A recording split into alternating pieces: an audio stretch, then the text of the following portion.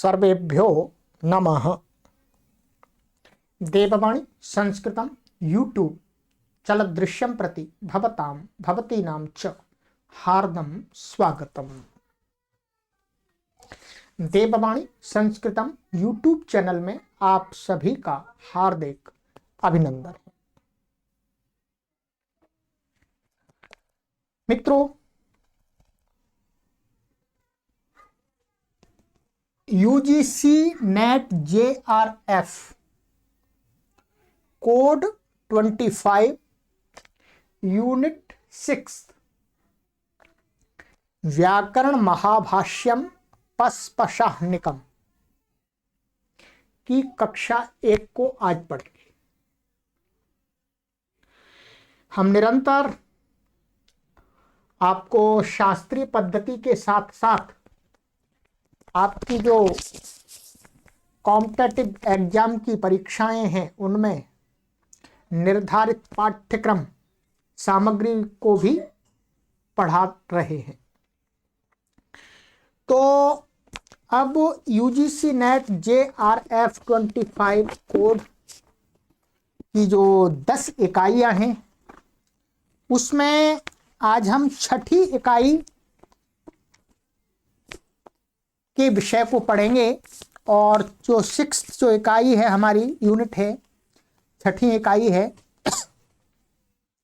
उसमें क्या क्या है, उसमें एक ये भी है। ठीक है, इससे पहले जो इकाई 5 व्याकरण एवं भाषा विज्ञान, इसको हमने आपको कंप्लीट करा दिया है।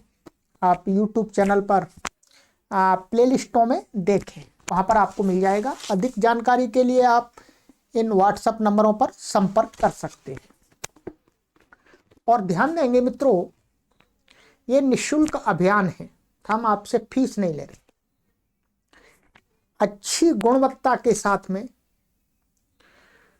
यहाँ पर आपको पढ़ाया जाता है। बहुत सारे पाठक मन में ये विचार कर लेते हैं कि भाई ये तो निःशुल्क है, फ्री है, पढ़ाने वाले ठीक नहीं होंगे, ऐसे ही पढ़ा रहे हैं। नहीं, हमारा एक लक्ष्य है, हमारा एक ध्येय है,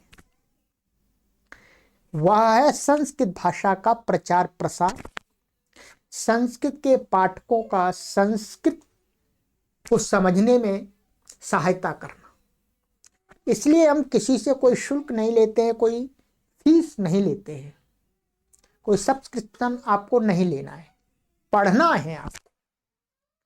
और इतना हम आपको विश्वास दिलाते हैं कि हम आपको अच्छे से अच्छी तरह से, अच्छी प्रकार से समझा करके पढ़ाते, परिश्रम के साथ, निष्ठा के साथ में, श्रद्धा के साथ।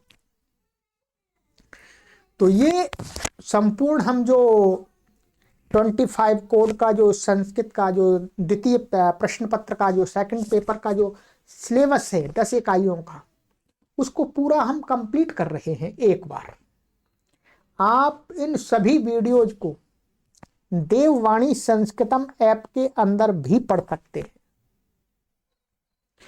ऐप के अंदर पढ़ने में आपको ये सुविधा होगी कि जो PDF में यहाँ पर आपको पढ़ाता हूँ वो PDF भी आपको वहाँ ऐप के अंदर वीडियो के साथ में प्राप्त हो जाएगी।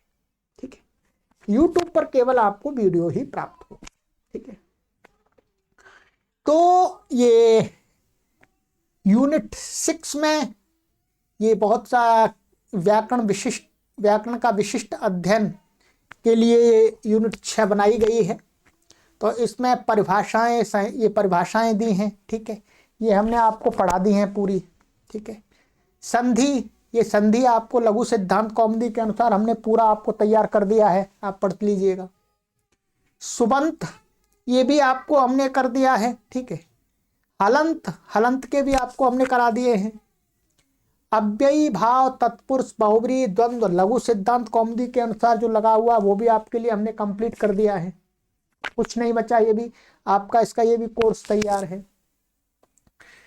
तद्धित का और तिङंत का, और ये प्रत्यांत, कृदंत, स्त्री प्रत्यय, इनका आगे अभी हो जाएगा सीरीज में। कारक प्रकरण आपके लिए पूरा कंप्लीट है, आप पढ़ सकते हैं। परस्मय पद एवं आत्मनेय पद का विधान सिद्धांत कौमुदी के अनुसार ये भी आपके लिए तैयार हो जाएगा कुछ दिवस में। इसके बाद यहाँ पर क्रम में व्याकरण का विशिष्ट अध्ययन के विषयों के क्रम में महाभाष्य पस्पशाहनिक, ठीक है। ये यहाँ पर ऐसा प्रिंटिंग मिस्टेक हो रही है, इसको हम ऐसा कर लेते हैं, ऐसा, ठीक है। इसको इस प्लेलिस्ट में पढ़ेंगे, ठीक है। प्लेलिस्ट बना दी जाएगी कि यूजीसी नेट जेआरएफ इकाई 6 और व्याकरण महाभाष्यम पस्पशाहनिकम, ठीक है। इस नाम से आपको मिल जाएगी, फिर आप उसमें पढ़ सकते हैं पूरा। ये इसमें आपको शब्द की परिभाषा बताई जाएगी जो पस्पशाहनिक है, ठीक है। शब्द एवं अर्थ का संबंध बताया जाएगा, व्याकरण अध्ययन के उद्देश्य बताए जाएंगे, व्याकरण की परिभाषा बताई जाएगी, इसमें साधु शब्द के प्रयोग का परिणाम क्या होता है, और व्याकरण पद्धति। ये इतने बिंदु इसमें स्पष्ट होंगे, ठीक है। जो ये महाभाष्य पस्पशाहनिक है, ये महर्षि पाणिनि की जो अष्टाध्यायी है उसकी प्रौढ़ व्याख्या है एक तरह से, माने उस पर वार्तिकों की व्याख्या है। तो महर्षि पाणिनि के इस सूत्रों का विस्तार से स्पष्टीकरण देने वाला ये ग्रंथ है महाभाष्य, ठीक है। ये आप यहां पर ध्यान देंगे, पस्पशाहनिक जो अष्टाध्यायी में प्रथम पाद है, उस प्रथम पाद का जो व्याख्यान है वो नवाहनिक कहा जाता है। क्या कहा जाता है? नवाहनिक। उस नवाहनिक में प्रथम जो आहनिक है, उस प्रथम आहनिक को वैयाकरण लोग पस्पशाहनिक भी बोलते हैं। जैसे अध्याय पाद आदि होते हैं, उसी प्रकार से विभाग किया गया है। तो महाभाष्य में प्रथम अध्याय के प्रथम पाद का जो नवाहनिक है, उस नवाहनिक में जो प्रथम आहनिक है, उसी प्रथम आहनिक का दूसरा नाम पस्पशाहनिक है। ये ध्यान देंगे, ठीक है। और जो इसके विषय में इनके जो लेखक हैं महर्षि पतंजलि, पाणिनि आदि, इसका हमने आपको इससे पहली वाली जो इकाई है, इकाई 5 और 5th यूनिट, उसमें विस्तार से अध्ययन कर लिया है, ठीक है। इसके महाभाष्य व्याकरण महाभाष्यम के जो लेखक हैं वो महर्षि पतंजलि हैं, ठीक है। महर्षि पतंजलि हैं, और इसकी सामग्री को मुख्य रूप से हमें पढ़ना है। और ध्यान देंगे, इसको हमें बहुत कठिन नहीं बनाना, हमें आपको उतना ही बताना है, उतना ही पढ़ाना है जितना आपकी परीक्षा में कार्य आएगा।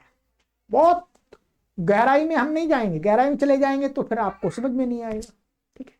तो आपको समझ में भी आ जाए, आपका समय भी कम लगे, हमारा पूरा प्रयास रहेगा कि कम से कम समय में अन्य बातों को न करते हुए हम आपको ये सारा तैयार करा दें, ठीक है।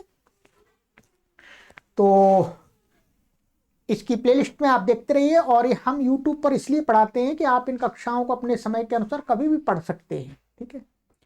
हम ये 100 वर्ष के लिए कार्य कर रहे हैं। कोई भी पाठक जिनको कहीं ठीक से अध्ययन करने का अवसर नहीं मिल रहा है, पढ़ाने वाले ठीक नहीं है, तो वो देववाणी संस्कृतम YouTube का भरपूर लाभ ले सकते हैं। और जब यदि आप यूजीसी नेट जेआरएफ की तैयारी कर रहे हैं तो आपको संस्कृत भाषा आना अनिवार्य है, आपको अच्छे अनुवाद आने चाहिए, संस्कृत में लिखी हुई जो सामग्री है उसको भी समझ में आना चाहिए, ठीक है। ये ध्यान देंगे। यदि आपको नहीं आता है, नहीं आती है संस्कृत भाषा ठीक से, तो संस्कृत भाषा को सिखाने के लिए भी इसी चैनल पर आपके लिए कोर्स तैयार कर दिए गए हैं, उनको पढ़ें और इसको भी पढ़ें, ठीक है।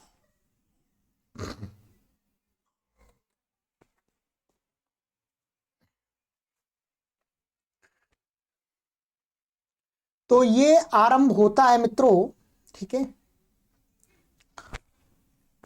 हम आपको जो इसका मूल है वो पढ़ाएंगे, क्योंकि इनके जो गाइडों के अंदर जो भाष्य किए गए हैं वो इतना अच्छे नहीं हैं, ठीक है।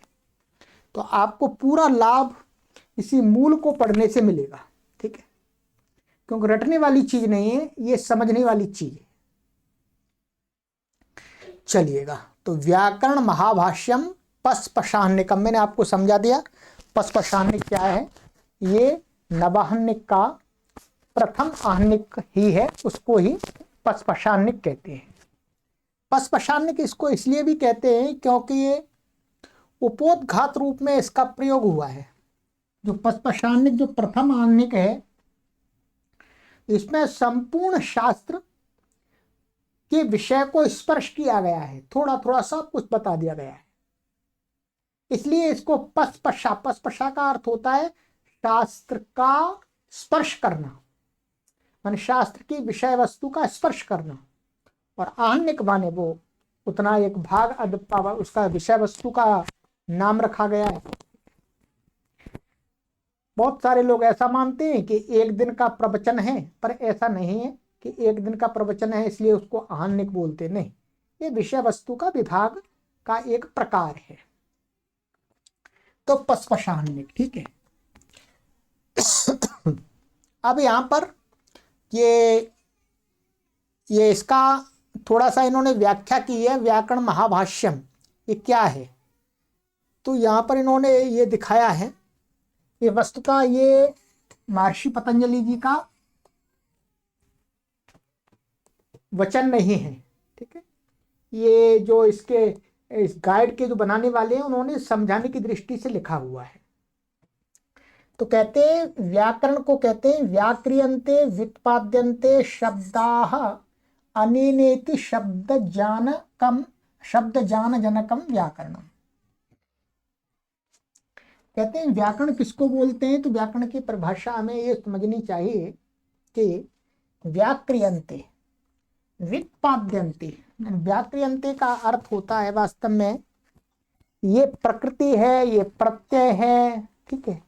कोई भी शब्द है और उस शब्द के अंदर क्या प्रकृति है, क्या प्रत्यय है, क्या धातु है, क्या आगम है, क्या लोप है, क्या विकार है, क्या आदेश है, क्या स्थानीय है, आदि आदि व्याक्रियन्ते माने अलग अलग करके दिखाया जाता है।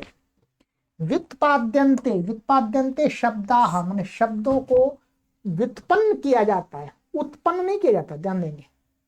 व्याकरण के द्वारा शब्दों का निर्माण नहीं होता, जो शब्द हैं उन्हीं की व्याख्या की जाती है, उन्हीं को बताया जाता है कि इसमें ये धातु है, ये प्रत्यय है, ये आगम है, ये लोप है, आदि आदि, और इसलिए इसका ये अर्थ है। ये ध्यान रखें, व्युत्पद्यन्ते व्युत्पाद्यन्ते लिखा है, उत्पाद्यन्ते नहीं लिखा हुआ, ठीक है। शब्दा शब्द अनेन माने इसके द्वारा, अर्थात जिसके द्वारा, इति वह है, क्या है? शब्द ज्ञान जनकम, शब्द के ज्ञान का जनक, ठीक है। माने शब्द है, उस शब्द का क्या अर्थ होना चाहिए, प्रकृति प्रत्यय धातु आदि को देख लेते हैं तो हमें ज्ञात हो जाता है ये धातु इसमें है और इस धातु का ये अर्थ है, ये इसके अंदर प्रत्यय है, ये प्रत्यय इस अर्थ में कहा गया है, तो इस शब्द का ये अर्थ होना चाहिए। तो क्या है? शब्द के ज्ञान का जनक, मान शब्द के ज्ञान का बोध कराने वाला, बोधक, जनक का अर्थ है बोधक, उसको क्या बोलते हैं? व्याकरणम, उसी को व्याकरण कहते हैं, ठीक। एक एक शब्द का मैंने आपको अर्थ क्लियर कर दिया। व्याक्रियन्ते अर्थात व्युत्पाद्यन्ते शब्दाः, ये कामा नहीं गलत लिखा वो, शब्दाः अनेन इति माने शब्द अनेन माने जिसके द्वारा या इसके द्वारा क्या होते हैं? व्याक्रियन्ते प्रकृति प्रत्यय आदि विभाग से, व्युत्पाद्यन्ते माने बताए जाते हैं, विशिष्ट रूप से उनका ज्ञान कराया जाता है, जिसके द्वारा वह क्या होता है, शब्द के ज्ञान का, इस शब्द का क्या अर्थ है, इस शब्द का क्या अर्थ है, ऐसा जनक माने बोधक को ही क्या कहते हैं, व्याकरण, व्याकरण कहते हैं। ठीक है, जब आपको थोड़ी भी संस्कृत आती है तो आराम से आप कर लेंगे, इतनी संस्कृत तो आनी ही चाहिए, तभी आप इतने ऊंचे लेवल की परीक्षा में भाग लेने के योग्य है। जब संस्कृत नहीं आती तो आप कैसे भाग लेंगे, तुक्का लग भी जाएगा, पास हो गए, फिर जब पढ़ाने का नंबर आया तो पढ़ाएंगे क्या आप। ठीक है, कहते हैं तच्च सूत्रम, और वो व्याकरण क्या है ये कौन बताता है, तो कहते हैं तच्च सूत्रम, वो तो सूत्र हैं, महर्षि पाणिनि के सूत्र का नाम ही व्याकरण है। वो सूत्र ही बताते हैं कि भाई इसके अंदर ये धातु है और ये प्रत्यय है, ये करो ये करो, ये सूत्र, तच्च सूत्रम, और वह सूत्र ही व्याकरण है। भाष्यते शब्द शास्त्रम येन इति भाष्यम, अब ये महाभाष्य की बात बता रहे हैं, महाभाष्य क्या है, व्याकरण तो हमने समझ लिया, व्याकरण ये है, ठीक है। अब कोई पूछे भाई महाभाष्य क्या है, तो महाभाष्य को हमें कैसे समझना चाहिए, उस महाभाष्य शब्द को कैसे परिभाषित करना चाहिए, तो कहते हैं भाष्यते शब्द शास्त्रम येन इति भाष्य। भाष्यते का अर्थ है विस्तार रूप से बताया जाता है, क्या, शब्द शास्त्र को, शब्द शास्त्र है महर्षि पाणिनि का, अष्टाध्यायी आदि, ठीक है।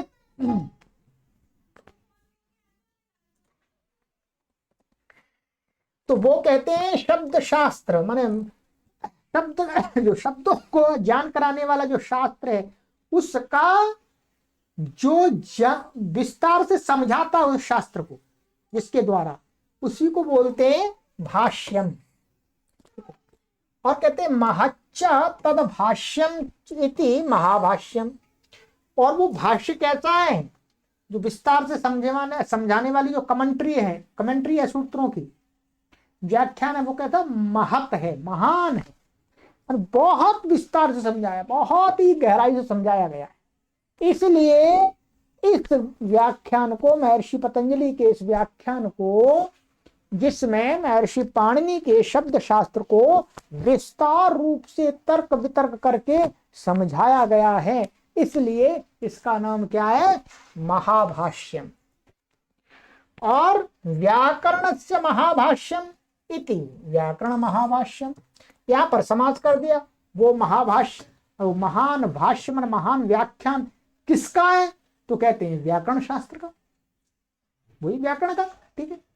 तो व्याकरण शास्त्र का, मान व्याकरण शास्त्र का बहुत विस्तार से, महान विस्तार से बोध कराने वाला जो शास्त्र है या व्याख्यान है, उसी को क्या कहते हैं, महाभाष्यम इति व्याकरण महाभाष्यम, या व्याकरण महाभाष्य शब्द का अर्थ है, ठीक।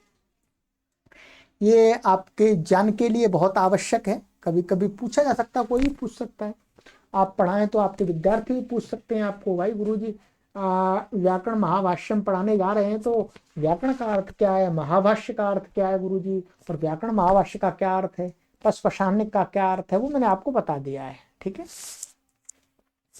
चलिएगा, अब आरंभ होता है, मैंने अब महाभाष्य जो ग्रंथ है बहुत बड़ा ग्रंथ है, इसमें तो आपके यूजीसी नेट सिलेबस में तो बहुत थोड़ा सा लगाया है, बहुत ही थोड़ा सा, आप 100 में हिस्से का मान सकते हैं, ठीक है। तो पर जितना पाठ्यक्रम में उतना आपको पढ़ा देंगे आराम से। अब यहां से आरंभ होता है हमारा, अथ शब्दानुशासनम, सबसे पहले कहते हैं अथ शब्दानुशासनम। अब इसको समझाएंगे कि अथ शब्दानुशासनम का अर्थ क्या है, भाई ये समझाओ, हमें ये समझना है, अर्थ का अर्थ क्या है, शब्दानुशासन का अर्थ क्या है, ठीक है। तो आगे कहते हैं अथेत्ययम् शब्दोधिकारार्थ प्रयुज्यते, कहते हैं अथ, जो अथ ये शब्द है यहाँ पर जो महाभाष्य के अंदर, इति मन यह, जो अयम मन यह, इति मन ये जो अर्थ शब्द है, या शब्द अधिकारार्थ प्रयुज्यते, अधिकार के अर्थ में प्रयोग किया। अधिकारार्थ में अधिकार के लिए, अधिकार के अर्थ वाला, अधिकार के प्रयोजन वाला प्रयुज्यते यहां पर प्रयोग किया गया है। अत शब्द के आप संस्कृत शब्दकोश में देखेंगे तो अनेक अर्थ है, इसलिए संशय होता है, डाउट्स होते हैं कि भाई यहाँ पर अथ शब्द का अर्थ क्या है। कहीं पर मंगल भी अर्थ है, मंगल ग्रह नहीं, मंगलाचरण, ठीक है, कल्याण करना, प्रार्थना करना प्रभु से। तो यहां पर कह रहे हैं जो अथ का अर्थ है वो है अधिकारार्थमन, अधिकार के अर्थ वाला प्रयोग किया गया है, ठीक है। तो अथ शब्द किसके लिए प्रयोग किया गया? अथ अधिकारार्थ, माने अब यहां से अधिकार आरंभ होता है, ये अर्थ लेना है। और कहते हैं शब्दानुशासनम नाम शास्त्रम अधिकृतम इति कृतम वेदितव्य। अब क्या जानना चाहिए? कहते हैं शब्दानुशासन, शब्दानुशासनम माने शब्दानुशासनम, नाम, नाम माने अर्थ नाम वाला, शब्दानुशासन वाला शास्त्रम, जो शास्त्र है, माने कौन सा शास्त्र है? जिसमें शब्दों का अनुशासन किया गया है।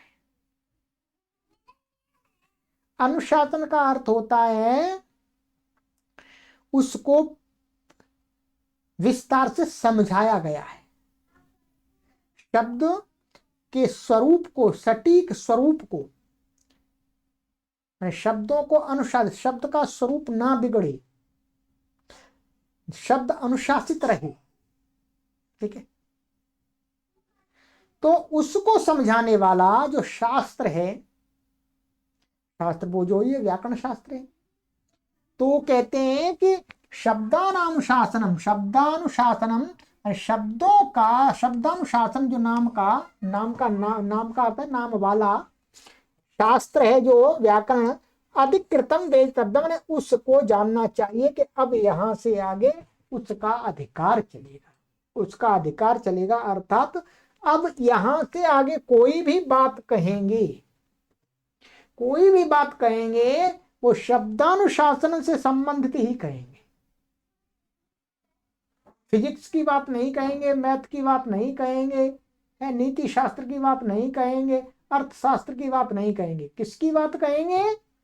शब्दानुशासनम नाम वाला जो शास्त्र है उसकी बात करेंगे, ये स्पष्ट कर दिया। अधिकृत माने ये अधिकार, माने ऐसा हमें समझना है। अब फिर शंका होती है कि केशाम शब्दानाम, भाई किस प्रकार के शब्द, क्योंकि व्याकरणों ने शब्दों को दो विभागों में बांट दिया मोटा मोटे रूप से। एक तो जो हम जनरली अपने व्यवहार में प्रयोग करते हैं, व्यवहार में करते हैं, ठीक है, व्यवहार में अर्थात जब संस्कृत भाषा बोलचाल की भाषा थी तब व्यवहार में संस्कृत के शब्द प्रयोग होते थे।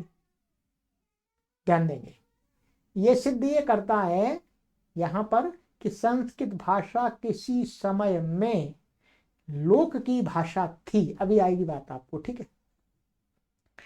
और एक शब्द ऐसे रखे बताए गए हैं जो जिनको वैदिक शब्द बोलते हैं, माने वेद आदि ग्रंथों के अंदर प्रयुक्त शब्द, वेदों के मंत्र आदि में जो प्रयुक्त शब्द हैं वो शब्द, ठीक है। तो ये दो प्रकार के, तो इसमें शंका किसी को हो सकती है कि भाई जो व्याकरण शास्त्र है वो किस प्रकार के शब्दों के ज्ञान की बात करेगा। तो कहते हैं, प्रश्न उठाते हैं के शाम शब्दानाम, भाई किन शब्दों का इसमें आप बात करेंगे, चर्चा करेंगे। तो कहते हैं लौकिकानाम वैदिकानाम च,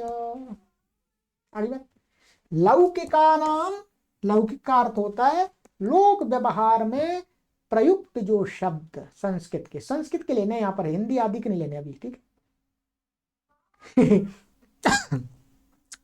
तो लौकिक जो शब्द हैं, जन सामान्य में जो संस्कृत के शब्द प्रयुक्त हैं, वो शब्द, और कहते हैं च और वैदिका नाम, माने वेद आदि के मंत्रों में जो प्रयुक्त शब्द हैं वो शब्द। ठीक है, दोनों प्रकार के शब्द ले लिए, दोनों प्रकार के शब्दों की चर्चा करेंगे, स्पष्ट कर दिया। ठीक है, कहते हैं अब बताते हैं भाई लौकिक शब्द कौन से हैं, मैंने आपको बता दिए, फिर भी ये समझाएंगे, इनके तरीके से समझेंगे। लौकिक शब्द हैं, कहते हैं लौकिका तावत, तो ये कह रहे लौकिका तावत, तावत का अर्थ तब पहले लौकिका, लौकिक बताते हैं। ठीक है, लौकिका तावत माने चलो पहले हम आपको लौकिक बताते हैं कि लौकिक शब्द इस प्रकार के हैं। तो कहते हैं गौरश्वाहा पुरुषो हस्ती शकुनि मृगो ब्राह्मण। समझा ये कि जैसे गौहु, ये संधि कर दिया पर, तो गौहु अश्वाह पुरुषाः हस्ती शकुनि मृगाः ब्राह्मणः इति, माने इस प्रकार के शब्द, इन शब्दों को लौकिक शब्द माना है। ये शब्द वेद के अंदर भी प्रयोग होते हैं, ऐसी बात नहीं है, परंतु यहां पर मुख्य रूप से ये हम गौ गाय के लिए प्रयोग करते हैं, अश्वा घोड़े के लिए प्रयोग करते हैं, पुरुषा मनुष्य के लिए प्रयोग करते हैं, हस्ती हाथी के लिए प्रयोग करते हैं, शकुनि पक्षी के लिए प्रयोग करते हैं, मृगाः जो जंगल के प्राणी हैं उनके लिए प्रयोग करते हैं, जंगल के जो चार पैरों वाले प्राणी, और ब्राह्मण, ब्राह्मण एक मनुष्य ले लिया, ये ब्राह्मण, ये ब्राह्मण क्षत्रिय वैश्य आदि। तो इस प्रकार के जो शब्द हैं वो लौकिक शब्द हैं। और कहते हैं वैदिका खलु अपि, तो वैदिक शब्द खलु अपि में वैदिक भी बता रहे हैं, खलु निश्चय रूप से वैदिक भी है। तो कहते हैं शन्नो देवीरभिष्टये इषे तोर्जे त्वा अग्निमीणे पुरोहितम अग्न आयाहि वीतया इति। ये पते लिखे हुए हैं, अथर्ववेद का, ऋग्वेद का, यजुर्वेद का, सामवेद का। ठीक है,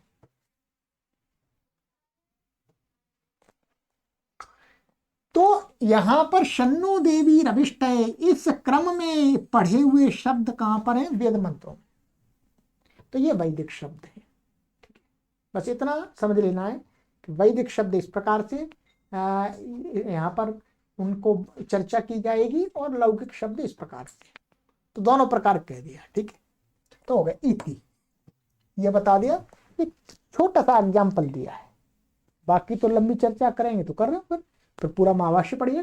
ठीक, अब कहते हैं, तो आपको अब ध्यान रखना है कि सब में थोड़ा सा यहां समझते भी जाएंगे कि अर्थ शब्द का प्रयोग यहां पर इस शास्त्र के अंदर किसके लिए हुआ? अधिकार अर्थ वाला प्रयोग हुआ है, ये अपने मस्तिष्क में स्थापित कर ली। अर्थ शब्द के अनेक अर्थ होते हैं, परंतु महाभाष्य के अंदर अर्थ शब्दानुशासनम, इस यहां पर जो अर्थ शब्द है वो किसके लिए प्रयुक्त है? अधिकार के अर्थ वाला। ठीक है, और किस प्रकार के, माने शब्दानुशासन, शब्दों का अनुशासन बताएंगे। ठीक है, माने शब्दों के सही स्वरूप को बताएंगे। तो किस प्रकार के शब्द? तो आपको ध्यान रख लेना है दोनों प्रकार के, लौकिक शब्द और वैदिक शब्द, लौकिका नाम वैदिका नाम, ये ध्यान रख लेंगे तो आराम से आपको ध्यान रह जाएगा। कभी आता भी है कुछ इससे संबंधित तो आप समझ जाएंगे कि कितने प्रकार के शब्दों का व्याख्यान किया गया। सब शब्दानुशासन है, तो दोनों प्रकार के, लौकिक और वैदिक। ठीक, ये दोनों बता दिए। ठीक है, चलिएगा, ये हो गया आपका। अब कहते हैं, अब शब्द की बात करते हैं कि भाई आपने तो कह दिया शब्दानुशासन, ठीक है ये शब्द है, परंतु अब हम ये समझना चाहते हैं कि शब्द होता क्या है, शब्द की परिभाषा क्या है, शब्द का लक्षण क्या है, ये समझाने की कृपा कीजिएगा गुरु जी। तो प्रश्न उठाते हैं, अथ गौर इत्यत्र कः शब्दः। आपने ये कह दिया कि यहाँ पर गौ गौ, ठीक है, ये कह दिया गौ, अश्वः पुरुषः हस्ती आदि। सबसे पहला शब्द ले लिया, चलो हम पहला ही ले लेते हैं।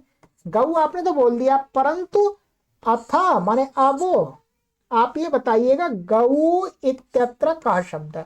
ये गौ है, इसमें शब्द क्या है जी? शब्द क्या है? क्योंकि प्रश्न क्यों उठा?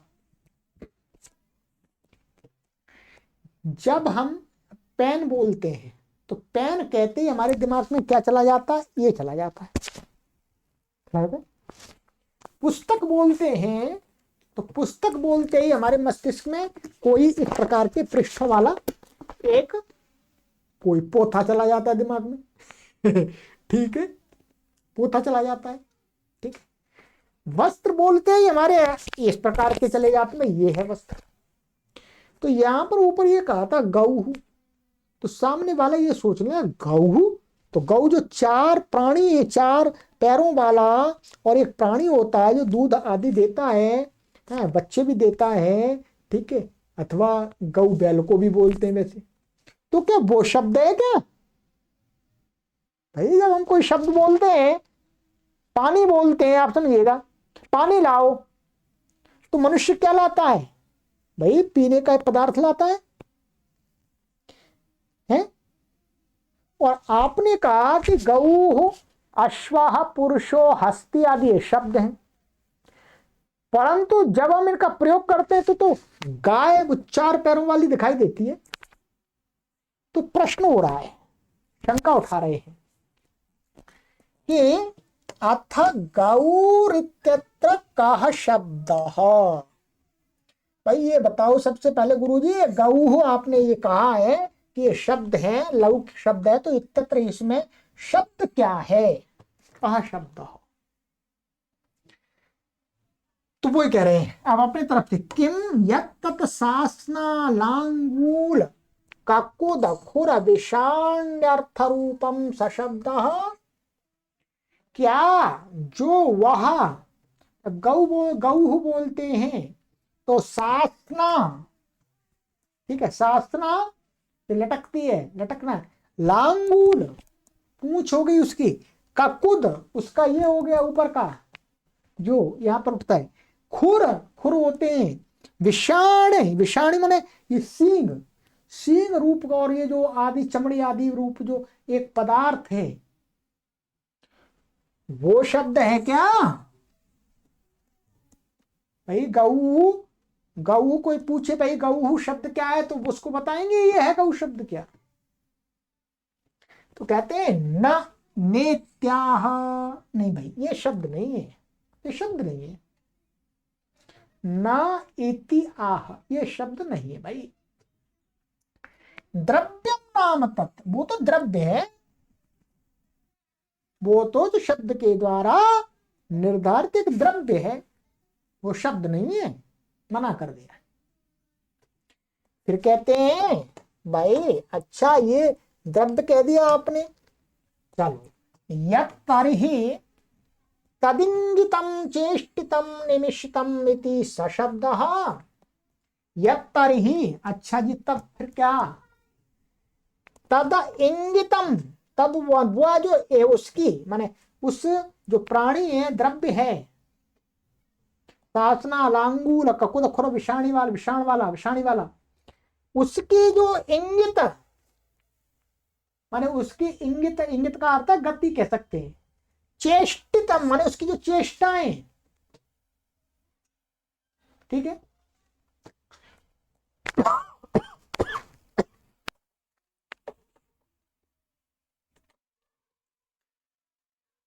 तो यहां इंगितम माने इशारा, और चेष्टम, चेष्टितम का अर्थ है उसकी जो उस द्रव्य की जो चेष्टाएं, हिलना डुलना आदि, चलना आदि, ठीक है। निमिषितम, निमिषितम माने आंखों का, पलकों का झपकना आदि। इति माने ये, सशब्द, क्या ये शब्द है? गौहु कहेंगे तो गौहु से हमें क्या समझना चाहिए? इन क्रियाओं को समझना चाहिए क्या? गौ शब्द कहें, गौ शब्द क्या है? तो कहते हैं न नेत्याह, न, ये भी नहीं है भाई, गलत समझ रहे हैं आप। कहते हैं क्रिया नाम सा, ये तो क्रियाएं हैं जो इशारा उसका और चेष्टा करना और निमिष माने निमेश का, निमिषता माने निमेश करना, आंखों को झपकाना, पलक आदि, ये तो क्या है, उसकी क्रिया है उस द्रव्य की, ये शब्द नहीं है। फिर कहते हैं यत्तर्हि तच्छुक्लो नीलाः कपिलाः कपोताः इति सशब्द। अच्छा भाई गुरुजी फिर बताओ क्या ये शब्द है क्या? यत्तर्हि, तब तो तच्छुक्ला माने उसका वह जो शुक्ल माने सफेद होगा, माने सफेद गाय मान लीजिएगा, अथवा नीला, नीली गाय मान लीजिएगा, नीली माने गहरी काली, वो तो काली जैसी होती है। कपिला, कपिल रंग की गाय होती है, कत्थई जैसी। कपोता, कपोत रंग की गाय होती है। तो जो रंग है ये है क्या गौ शब्द, ये है क्या? गौ शब्द से हमें इसका ज्ञान होता है क्या? सशब्द न नेत्याह, नहीं भाई ये भी नहीं है, न इति आह, ये भी नहीं है। गुणो नाम सह, वो तो गुण है, ये तो गाय का गुण है, उस द्रव्य का वास्तव में ये गुण है। नीला, पीला, काला, कपोत, कपिल, ये तो गाय का गुण है। विशेषण मान लीजिए, गुण मान विशेषण नहीं, ये तो गुण है भाई, गुणो नाम सह, ये तो गुण नाम, गुण है वास्तव में, ये तो ऐसा नाम अर्थ का, नाम माने इस पर अर्थ में प्रयोग हुआ है, गुणो नाम, तो ये तो गुण नाम है, इसको तो गुण बोलते हैं। तो आगे कहते हैं भाई गुरुजी, यत्तर्हि तद भिन्नेष्व भिन्नम छिन्नेष्व छिन्नम सामान्य भूतम स्वशब्दः। थोड़ी गहरी बात समझनी है आपको। कहते हैं यत्तर्हि, तब तो क्या गुरुजी, तद मान वह जो है भिन्नेषु अभिन्नम, क्या है भिन्नेषु अभिन्नम, माने भिन्न भिन्न में अभिन्न,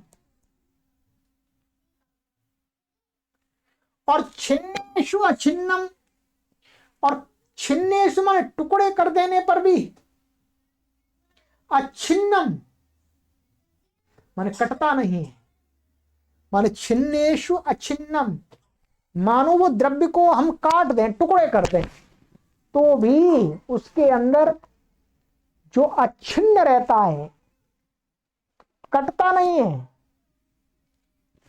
और भिन्नेषु अभिन्नम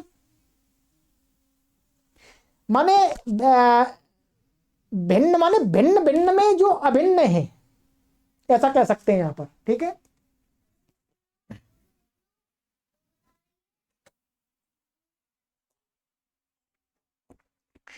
तो कहते हैं वो भिन्न, और भिन्न का अर्थ वास्तव में यहाँ भेदन भी हो सकता है, उसको हम माने दोनों का अर्थ एक जैसा ही मानेंगे कुल मिला करके, माने उसके भिन्न भिन्न कर देने पर भी वो अभिन्न रहता है उसके अंदर, वो भिन्न भिन्न नहीं होता। और कहते हैं छिन्नेषु अछिन्नम, और उसको और भी उसके टुकड़े कर दें, अलग अलग कर दें, माने तो भी काटने पर वो कटता नहीं है, ऐसा छिन्नेषु छिन्नम का अर्थ है काटने पर भी जो कटता नहीं है। वो क्या है सामान्य भूतम, जो सामान्य भूतम ही समझा है, सामान्य भूत है, शब्द, क्या वह शब्द है, क्या वो शब्द है? तो कहते हैं न नेत्या, वो नहीं, वो ये शब्द नहीं है भाई, जो भिन्नेषु अभिन्नम और छिन्नेषु अछिन्नम जो है वो शब्द नहीं है। अब आपको समझ में आएगा कि सामान्य भूतम से क्या कहना चाह रहे हैं। कह रहे हैं आकृतिर्नाम सा, आकृति का अर्थ तो जाति है। मानिएगा कोई गाय है, एक गाय को काट दिया कसाई ने, तो यदि उस गाय को काट दिया तो गौ शब्द पे खत्म होना चाहिए, या गौ शब्द के भी टुकड़े हो जाने चाहिए, गा अलग हो जाना चाहिए, अर्थात गऊ के जितने टुकड़े किए उतने ही टुकड़े गऊ शब्द के हो जाने चाहिए।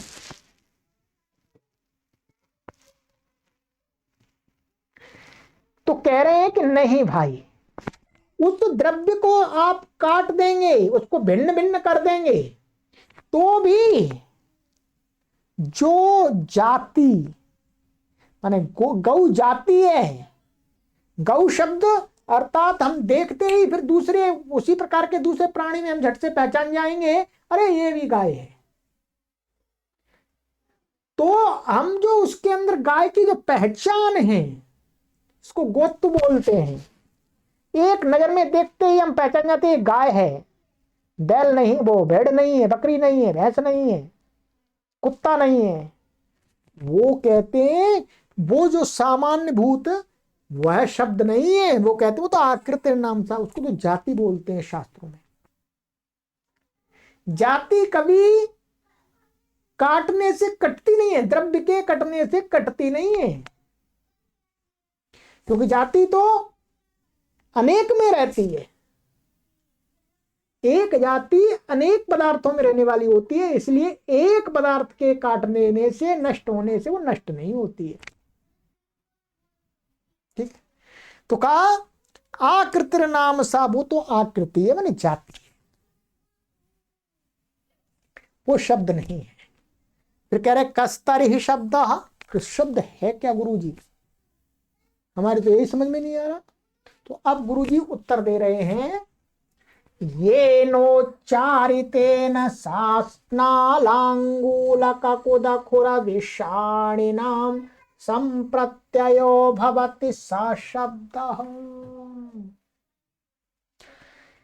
कहते ये ना मैं जिसके उच्चारितेन माने जिसके उच्चारण करने से, माने जिन वर्णों के उच्चारण करने से, या जिस जो भी ध्वनि आदि जो कुछ भी है जिसको उच्चारण करते हैं, तो ये न उच्चारितेन जिसको उच्चारित करने से क्या होता है, सासना लांगूल ककुदखुर विषाणिनाम, माने सासना जो गलकंबल, लांगूल पूंछ, ककुद माने ये, और खुर विषाणिनाम माने सिर, वो सींग, सींग वाले प्राणियों का संप्रत्यय जो ज्ञान होता है, वह सा शब्द, सा माने ये ना और सह। भाई जो द्रव्य हमने बताया, जिस शब्द के उच्चारण करने से कोई व्यक्ति समझ जाता है, हमने बोला गौ, तो गौ उच्चारित होने से कोई सामने वाला क्या समझ गया कि भाई ये द्रव्य है जिसके सासना है, लांगूल है, ककुद है और खुर है, विषाण सींग आदि है। तो द्रव्य को जिस शब्द के द्वारा, जिसके द्वारा उच्चारित होने से बोध होता है, वह वास्तव में शब्द है। तो गौ यहां पर शब्द क्या है, उस द्रव्य का बोध जिससे होता है। क्या होता है, जिससे होता है। वास्तव में ध्यान देंगे, वास्तव में जो गौ मैं बोल रहा हूं, ये इसकी बात नहीं कर रहे हैं, ये इसकी बात नहीं कर रहे हैं।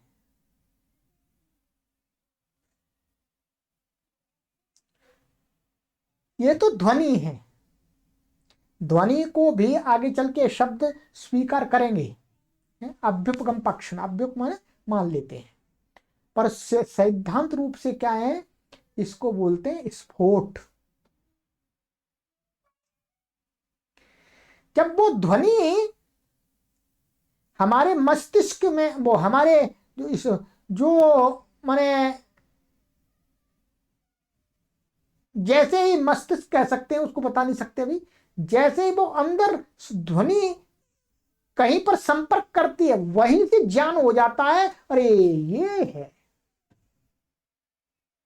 ये है।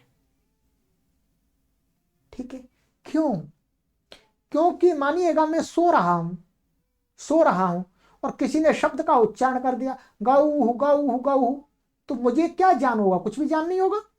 क्या ज्ञान होगा, विषाणिनाम संप्रत्ययो भवति, जब वो स्फोट, इसको स्फोट बोलते हैं, स्फोट को शब्द माना है, वो स्फोट से जो ध्वनि संपर्क करती है तब ज्ञान होता है ये गऊ है, ये हाथी है, ये कुत्ता है, ये बकरी है आदि। ठीक है, बहुत सारे लोग ऐसा कह सकते हैं भाई मैं गऊ हूं, ये शब्द ध्वनि नहीं, इसको माना है वास्तव में, पर ये सिद्धांतिक रूप से नहीं, सैद्धांतिक रूप से नहीं है। सैद्धांतिक रूप से स्फोट को शब्द माना है, और वो स्फोट से जैसे ही ये ध्वनि जो हम बोलते हैं गऊ, और ये ध्वनि वो जो संपर्क करती है तब ज्ञान होता है कि ये है गाय, ये है कुत्ता, तो वो वास्तव में शब्द है।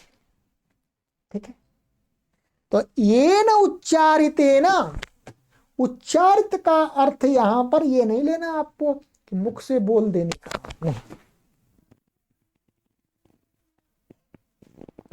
वैसे मोटे रूप से तो यही समझ लेते हैं लोग उच्चारते न, तो ये न स्फुटते न, जिसके स्फुटित होने के माध्यम के द्वारा शासना लांगूल ककुल विषाणिनाम संप्रत्ययो भवति, इनका ज्ञान होता है, वह वास्तव में शब्द है। अब वो स्फोट क्या है, बस इतना ही आप समझ लेना है कि स्फोट को ही शब्द माना। परंतु अब कहते हैं चलो जी, लोक में मोटे रूप से तो भाई शास्त्रियों की बात हो गई, विद्वानों की बात हो गई, अथवा, अथवा माने अथवा कह रहे अच्छा जी ऐसा कर लो, कहते बोल भाई ठीक है इसको भी मान लेते हैं, रियल में है नहीं फिर भी मान लेते हैं, चलो इसका प्रयोग होता है व्यवहार व्यावहारिक दृष्टि से। कहते हैं प्रतीत पदार्थ को लोके ध्वनि शब्द इत्युच्यते, प्रतीत पदार्थ को ध्वनि लोके शब्द, माने प्रतीत पदार्थ को, माने पदार्थ को प्रतीत कराने वाली जो ध्वनि, जैसे मैंने बोला गऊ, स्फोट की बात जल्दी समझ में नहीं आएगी, पर ध्वनि समझ में आ रही है सबको। भाई हमने शब्द बोला कुछ गऊ, आपके कानों में ध्वनि गई,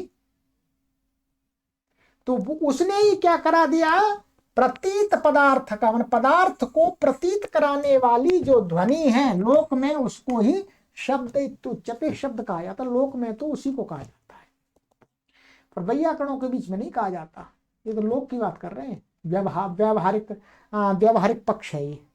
ठीक है, कहते हैं तद यथा, तद यथा तब इस प्रकार, जैसे शब्दम कुरु मां शब्दम कार्षी शब्द कार्यम माणवकः इति ध्वनिं कुर्वन्नेवम् उच्यते, तस्मात् ध्वनिः शब्दः। ये ध्यान करेंगे क्या कह रहे हैं, जैसे कोई कहता है शब्दम कुरु माने शब्द को करो, मां शब्दम कार्षी भाई शब्द मत करो, शब्दकारी अयम माणवकः, ये शब्द करने वाला चिल्लाने वाला बालक है, लड़का है। तब क्या है, किसको बोलते हैं, ध्वनिम कुर्वन, माने ध्वनि को करते हुए को कहते हैं, एवं उच्चते इस प्रकार से कहा जाता है। जो ऐसे बोला ओ औ का खा गाय भैंस घोड़ा, इसको ही कहते हैं, इस प्रकार ध्वनि जो करता है। तस्मात् ध्वनि शब्द, इसलिए ध्वनि को भी शब्द मान लिया व्यावहारिक पक्ष में, लौकिक पक्ष में। ठीक है, अब वास्तव में आपको क्या समझना है, सैद्धांतिक पक्ष में तो शब्द स्फोट को शब्द माना है, क्या है, स्फोट को शब्द, और लौकिक माने सामान्य व्यवहार की दृष्टि से हम जो प्रयोग करते हैं वो ध्वनि के लिए ही शब्द का प्रयोग करते हैं। इस पक्ष को बोलते हैं अभ्युपगम पक्ष, गम पक्ष। ठीक है। ये वाला जो पक्ष था ये था आपका सैद्धांतिक पक्ष, और ये अभ्युपगम पक्ष माने ये भी स्वीकार्य है लोक की दृष्टि से। एक बहुत गहरा विचार नहीं करते तो ये भी, इसको भी शब्द बोलते हैं, लोक में ऐसा व्यवहार चलता है। ठीक है। तो अब आज की कक्षा में हमने ये जान लिया कि शब्द क्या होता है, इतने से हमें ये समझ लिया।